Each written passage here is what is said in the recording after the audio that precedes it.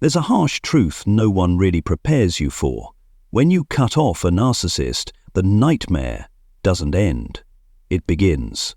Because to them, your silence isn't just a goodbye. It's rebellion, it's defiance, it's a direct blow to the fragile ego they built on manipulation and illusion.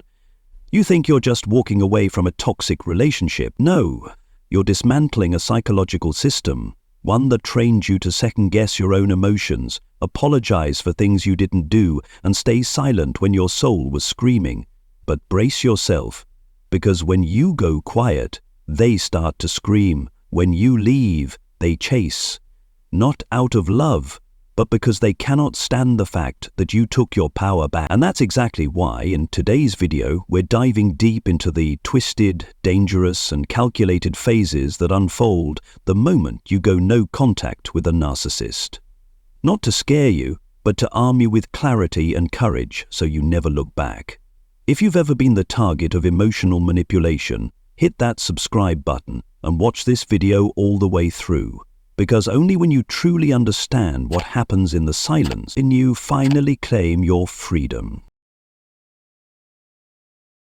After you cut off a narcissist, you might expect silence, a pause, a little peace to gather yourself. But what usually comes first is chaos, and that's what so few people are prepared for. In a healthy dynamic, someone leaving might bring sadness, reflection, or even closure. But to a narcissist, it's an insult, a direct attack on the illusion of control they've built through manipulation, deception, and domination. Dr. Ramani Durvasula, one of the world's leading experts on narcissistic personality disorder, puts it clearly. The narcissist is not grieving the loss of you. They're grieving the loss of control over you. They don't miss you. They miss the emotional power they had through controlling your reactions, your self-worth, your entire reality. When you walk away, you don't just end a relationship. You unplug the power source to their manipulative system, and they often respond with a storm. Calls, texts, pleas, promises, spiritual manipulation, love bombing. But don't fall for it. As Dr. Ramani warns, they will say what they need to say to pull you back in, not because they've changed, but because they've been interrupted. They're not transformed, they're interrupted. And the goal isn't healing, it's power restoration. This is a dangerous stage. When you're most vulnerable, you might think, maybe they get it now, maybe things will be different. But remember, narcissists don't grow, they adapt. If you respond even with one message, one explanation, 1 ounce of pity, you've flipped the switch back on. They step back into character. Your reaction becomes confirmation. They still have control. What's the practical advice? Silence. No reply, no justification, no explanation. Dr. Ramani puts it best. Grey rocking and no contact are not cruelty, they are self-protection. Let them face what they fear most, your absence. Without you, they lose their reflection. Their stage collapses, and in that silence the mask begins to crack. You may get attacked. They might launch smear campaigns, twist narratives, or manipulate mutual friends. But remember, your reaction is what they're after. This is the moment to stay grounded. Write down everything you endured. Let journaling become your anchor. Because in weak moments, you'll need truth to keep you from slipping back into the old cycle. Your silence is not defeat, it's power. But you thought the hardest part would be dealing with the narcissist's rage. But no, the hardest part is dealing with yourself. The silence you created didn't just rattle them, it also awakened a storm of conflicting emotions inside you. And at the center of that storm is the most dangerous force of all, false longing. It's strange, isn't it? How can you miss someone who caused you so much pain, who shattered your confidence, drained your energy, and left you questioning your worth? How can the person who made you lose sleep, lose faith, even lose your sense of direction, be the one you feel empty without? The answer lies in a psychological trap, the emotional bond built through pain. When someone hurts you, then immediately soothes you with fake tenderness, your brain begins to create a dangerous cycle. Pain, comfort, hope, disappointment, repeat. And slowly you become an emotional hostage in your own relationship. Every compliment, every moment of understanding, every fleeting time they made you feel special, those were just scraps that made you forget the other 90% of the time when they made you feel small. You're not missing the person, you're missing the illusion of who they pretended to be. And that illusion, crafted perfectly to match your hopes, is what makes you second-guess yourself. This longing isn't just a feeling, it's the aftershock of long-term manipulation where love gets twisted into control and real connection is replaced with emotional dependency.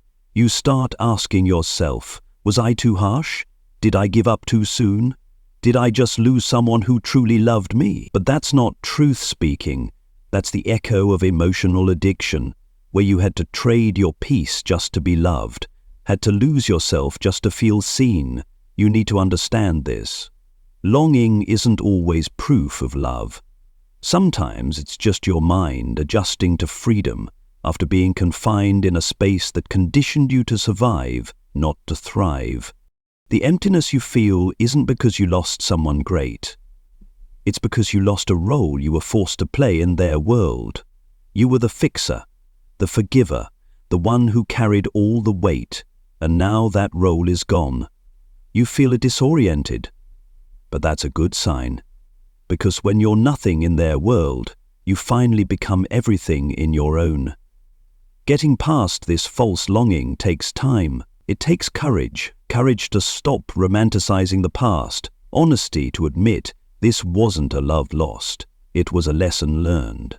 And when you realize that loneliness doesn't destroy you, but actually gives you space to rebuild, that's when the healing begins. This journey isn't for the weak.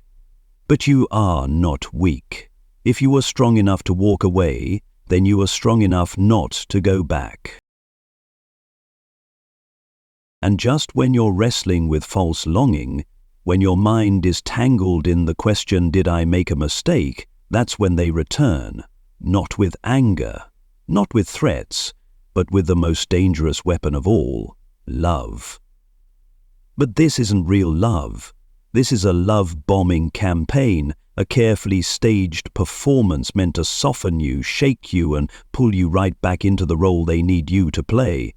You'll get those sudden messages. I've been thinking about you.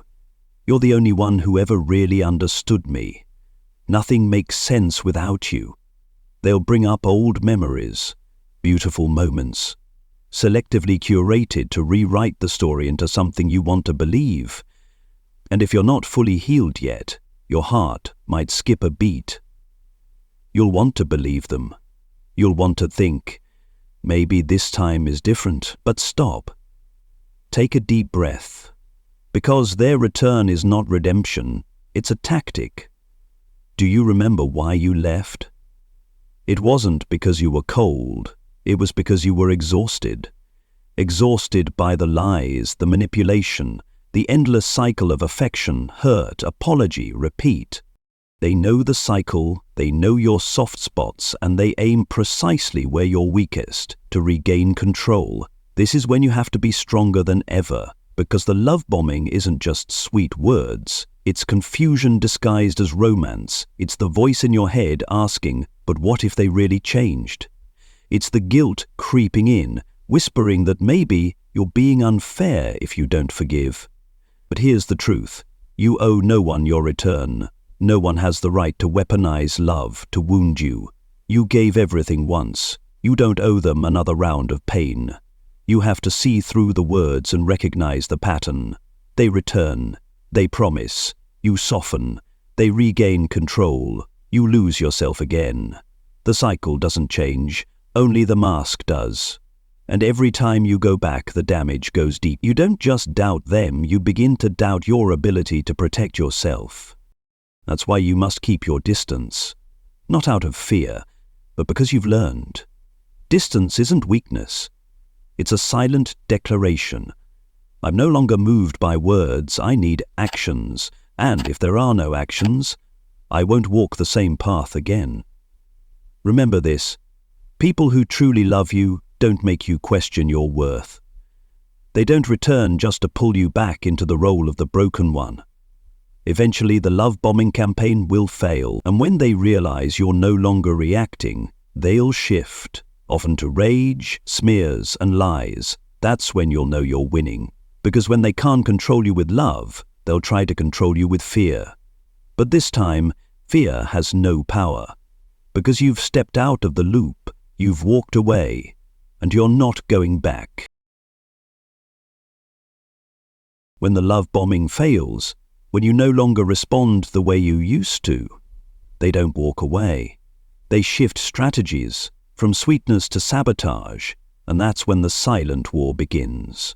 They won't tell the world that you left to find yourself. They won't say that you were emotionally suffocated, manipulated, and made to question your worth. No, they'll tell a different version, a story where they are the victim, and you are the cruel, unstable, heartless one. They'll reach out to mutual friends, family members, even co-workers, and start planting concern, not with outright accusations, but with vague, suggestive phrases. She's changed a lot lately. I really tried everything, but he pushed me away. There are things I can't really talk about, but I'm truly worried about them. And you'll feel the shift.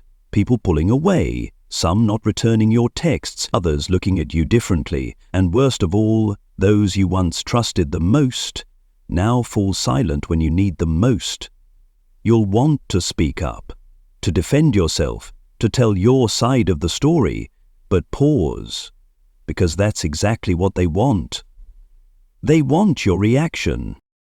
Every protest, every emotional outburst, every attempt to explain becomes fuel for their twisted narrative. They'll take your words and reshape them into evidence. They'll take your emotions and call them instability. So don't fall into the trap. Your silence now isn't weakness, it's strength. You don't need to win over the outside world. You just need to hold on to the truth and live in it. Truth doesn't disappear even when buried. It has a way of rising through time and consistency. Those who truly know you will see, and those who believe the lies, they were never truly on your side. This is the stage where you have to be stronger than ever. Not to fight them, but to refuse to fight. To not get dragged into the chaos they've carefully crafted. To not let your hard-earned peace be shattered by their desperation. You don't need to prove anything. You don't need to convince the world you're the good one. All you need is to keep living, honestly, kindly, and freely, because when you no longer react to them, with love, with anger, with fear, you've stepped out of the role they scripted for you. And that is the deepest revenge of all. You thought that after everything, after your silence, after your refusal to react, they would finally give up. But to a narcissist, losing control doesn't mean surrender. It simply means they're looking for another way to assert their presence. Quiet, calculated, and far more disturbing. They stop texting, they stop calling, they stop begging. Instead, they begin to observe you from a distance, in silence. You see them accidentally show up at the coffee shop you always go to, the gym you frequent, even on the street you take to work. Not because they miss you, but because they want you to miss them. They don't have to say a word. Their presence, their gaze, their carefully curated indifference, it's all designed to trigger your memories, stir up old emotions, and make you second-guess your decision to leave. This is a psychological violation that's hard to define, because on the surface they seem normal, respectful, coincidentally present, but deep down, your body knows something is off. Your heart races, your gut tightens, your thoughts start to spin. You wonder, am I imagining things? Or are they really watching me? And that's exactly the trap. You begin to doubt your own reality again. You start policing your own discomfort, rationalizing your anxiety instead of trusting your instincts. The truth is, they know where you are, what you're doing, and who you're with. They watch your stories. They create fake accounts. They accidentally message your friends. They hover just outside your life like a ghost that refuses to be forgotten. It's not coincidence.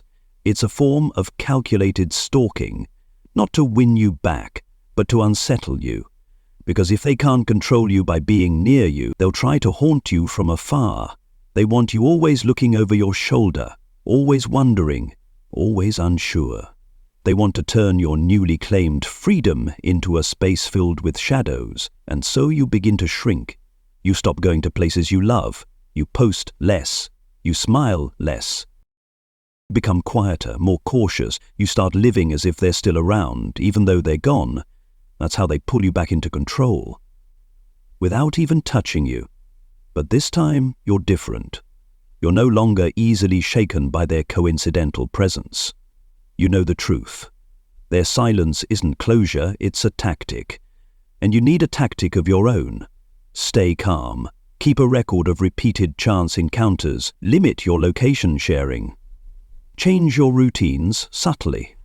And most importantly, don't let them rent space in your mind one moment longer. You fought too hard to take back your power. Don't let a few calculated stares make you forget. You are the one who left. You are the one who lives honestly. You are the one who is no longer afraid. When your silence no longer triggers them, when watching you from afar doesn't reel you back in, they'll play their next card. They flaunt a new relationship. Suddenly you see them holding hands with someone else, just weeks, maybe even days after you walked away. Big smiles, public displays of affection, carefully crafted captions that hit just the right nerve. Finally found someone who gets me. Not everyone knows how to love the right way. Peace is real. Make no mistake, this isn't love. It's a performance designed to provoke you. The goal isn't happiness, the goal is your pain. They don't need you back, they just want you to know that you've been replaced, and not just replaced, but replaced easily, effortlessly. So what do you feel? Hurt, ashamed, angry. You start to question everything. Was any of it ever real? Was I never enough? Was it all my fault? Stop right there. That isn't truth talking. That's manipulation wearing a prettier outfit. Narcissists don't love in the real sense. They attach to roles, attention, emotional service. This new love isn't a soulmate. It's a stand-in character in an old script. Someone who doesn't yet know the truth. Someone who hasn't seen the darkness. Someone who will eventually face the same cycle you escaped. Admiration, confusion, pain, emptiness, and the hardest part? You know it. You see it unfolding and you feel helpless. But remember, you're no longer in that trap. Don't let filtered photos and fake poetry make you doubt your worth. You haven't been replaced. Because you're not replaceable. What you brought to the table can't be duplicated by a new smile or a recycled love song. The truth is, you don't fit the script anymore. Because you woke up. You learned to say no. You found your identity. And to a narcissist, that makes you unusable. So they need someone new, naive, impressionable, unaware.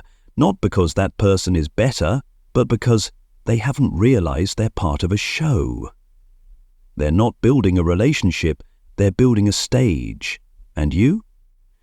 You're no longer part of the audience. Let them perform. You live. Live without roles. Live without trying to prove anything. Live in truth and in the freedom you fought for when everything else was ashes.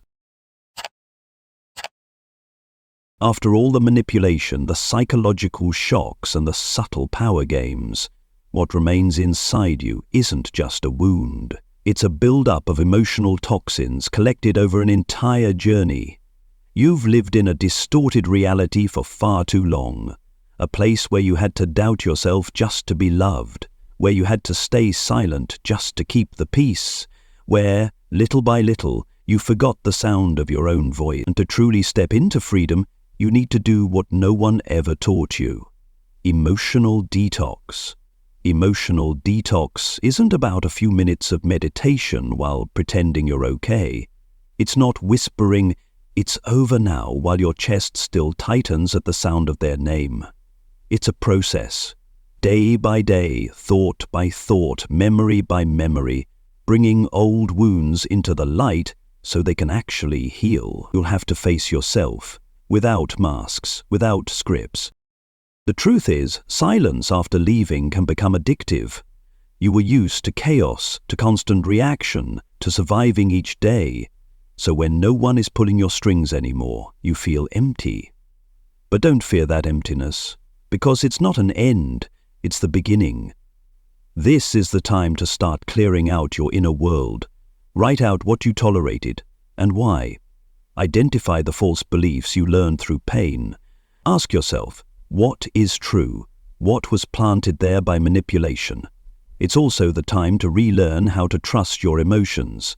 When they told you, you're too sensitive, you're overreacting, you're dramatic, you need to learn to stand by yourself now. What do you feel? What do you believe? What do you need to feel safe? Create space for the peace you once traded away. Take walks without your phone, write without censoring, cry without apologizing. Let yourself feel, honestly, without judgment. And then, little by little, your real self begins to return. Not the version of you who kept everyone comfortable, but the real you, whole, grounded, with strong boundaries and a fierce heart. You won't go back to who you were. You'll become something stronger, deeper, and freer. And here's the beautiful truth. You don't need them to recognize your healing. You only need you, and the truth that you didn't give up, even when everything around you collapsed. This rebirth won't be fast, but every step forward, every decision to live in truth, every time you whisper, "I deserve more than this," is a victory. Because in the end, true freedom doesn't begin on the outside. It begins the moment you choose to come home to yourself.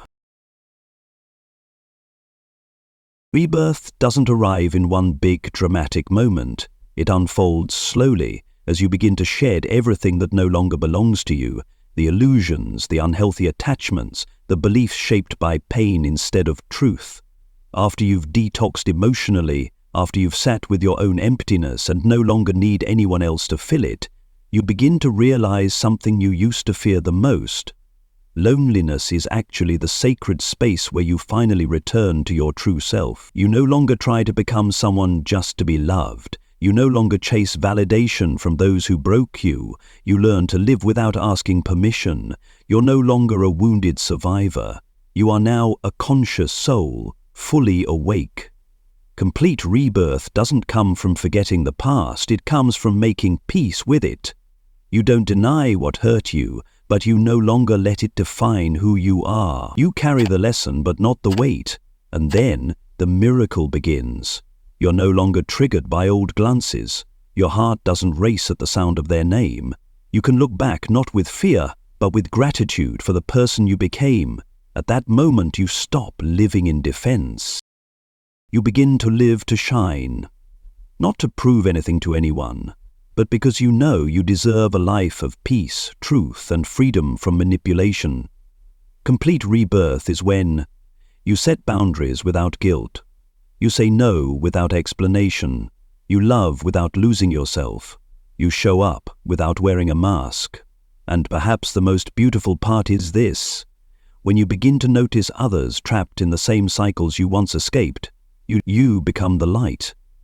You don't save them, but you inspire them to save themselves. That's when you know. You didn't just survive. You've been reborn. No longer in the shadow of a manipulator, no longer trapped in a past full of wounds, but standing in the soft, steady light of truth, self-respect, and deep, unconditional self-love. And if someone out there is listening right now, still in the early stages, still hurting, still unsure, please believe this.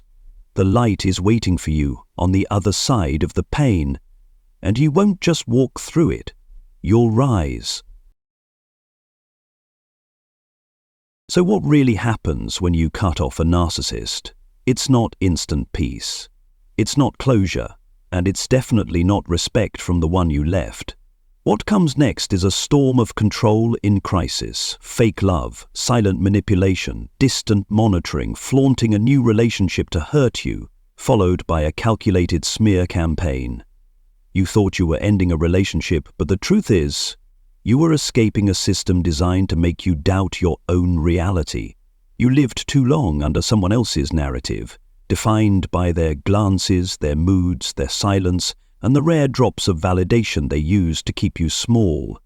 When you walked away, you didn't just lose them, you lost the tamed version of yourself you had to become to survive. And yes, there are moments of emptiness when you wonder, who am I now that no one is controlling me? But in that void, real life begins to bloom. No more old scripts, no more surviving through reactions, no more roles to keep someone else comfortable. Just you and the sacred pieces of your soul that were buried, now rising back to the surface. You begin to stand firm without explanation. You learn to love yourself without apologizing for it. You start rebuilding trust, brick by brick, with the one person who matters most, you. And one day you stop asking, what do they think of me? And start asking, what do I think of me? That is the sign of true rebirth. You didn't just survive, you shed your skin. You are living proof that no one, not even the most manipulative, can destroy you entirely, as long as even a single seed of truth survives in your heart. And if you're watching this right now, stuck in the ruins, surrounded by painful memories, unsure where to even begin, let me tell you this, you are not alone. You are not crazy, and you are not broken. You are a soul who once gave your all and is now learning how to give some of that love back to yourself. The path ahead won't be easy. Some days you'll want to go back, not because you've forgotten what they did, but because you've forgotten who you were before they came. But every time you choose to stay away, every time you choose silence over reaction, self-worth over begging, you are rewriting your own destiny. And here's the most powerful truth. You don't need the approval of the person who broke you to be whole again. You just need one small belief that you deserve better. From that belief, everything begins. From that belief, you're no longer a victim. You become the aware one, the healed one, the person who can look in the mirror and smile without needing anyone's permission. If this video touched your heart, drop a comment below. Tell your story. And don't forget to subscribe so you never miss another message of healing, truth, and inner strength. You deserve a life with no mind games. You deserve a love with no conditions. And you deserve to become the version of you that no one can manipulate again. Welcome home. Welcome back to yourself.